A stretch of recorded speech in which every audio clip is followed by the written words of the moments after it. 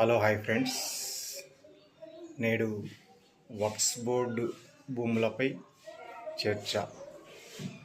లోక్సభలో వక్స్ బోర్డు భూములపై చర్చ జరిగి బిల్ పాస్ కావడం జరిగింది. 260 ఓట్లు మద్దతుగా 130 ఓట్ల మద్దతుగా ప్రకటించడం జరిగింది. దీంట్లో భాగంగా వక్స్ బోర్డు భూములు అంటే ముస్లింల యొక్క మసీదుల ఆధీనంలో ఉన్న భూములు అన్నమాట. ఈ భూములను పూర్తిగా గవర్నమెంట్ పరం చేసి గవర్నమెంట్కు ట్యాక్సెస్ చెల్లించాలన్న ఉద్దేశంతో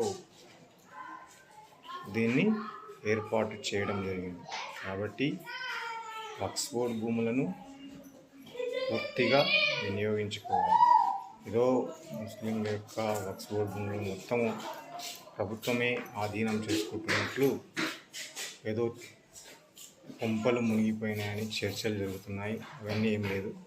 ఇక్కడ జరుగుతుంది ఏంటంటే, ఏ విధంగా అయితే హిందూ, ముస్లిం, క్రైస్తవుల యొక్క చర్చిలే కావచ్చు, దేవాలయాలు కావచ్చు, వాటి యొక్క భూములను ఏ విధంగా అయితే పన్నులు చెల్లిస్తున్నారో గవర్నమెంట్కు, వాటి ఉన్న భూముల యొక్క పన్నులు చెల్లిస్తున్నారో, అదేవిధంగా ముస్లింల యొక్క మసీదుల పైన ఉన్న భూములు ఏవైతే ఉంటాయో, వారి ఆధీనంలో ఉన్న భూములు ఏవైతే ఉంటాయో, వాటి అన్నింటినీ గవర్నమెంట్కు లెక్కలు చూపెట్టాలనే ఉద్దేశంతో, ఆ లెక్కలకు వచ్చిన ఆధారంగా అక్కడ పన్నులు చెల్లించాలనే ఉద్దేశంతోనే ఇక్కడ ఆ బిల్లును తీసుకురావడం జరిగింది మన ప్రధాని నరేంద్ర మోడీ గారు.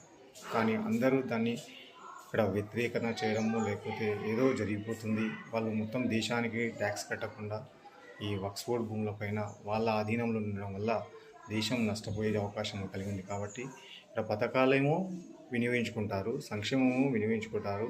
కాబట్టి పన్నులు చెల్లించకుండా ఉండే ఉద్దేశం ఉందనే ఉద్దేశంతో వక్స్ బోర్డు భూముల పైన పూర్తిగా లెక్కలు ఆరా తీయాలనే ఉద్దేశంతో చట్టం తీసుకురావడం జరిగింది. దాన్ని ఉద్దేశించే దీన్ని ఏర్పాటు చేయడం జరిగింది. అందుకే దీన్ని పూర్తిగా అందరూ ఖండించాలి, అందరికీ తెలియచేయాలి. తెలియచేస్తేనే అది వాస్తవం ఏందని తెలియ అవకాశం కలిగి ఉంటుంది అన్నమాట.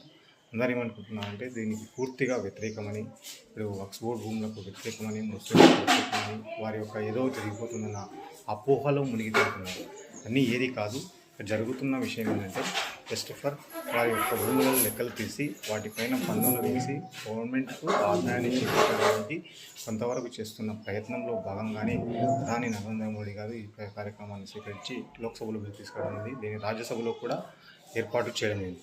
దీన్ని ఆధారంగా చేసుకొని దీన్ని కూడా మీకు ఒక మెసేజ్ ఇవ్వాలనే ఉద్దేశంతో దీన్ని తెలియచేయడం జరిగింది. సమాజానికి, దేశానికి కూడా తెలియజేయాల్సిన అవసరం ఉంది. దీన్ని సబ్స్క్రైబ్ చేయండి, షేర్ చేయండి, లైక్ చేయండి.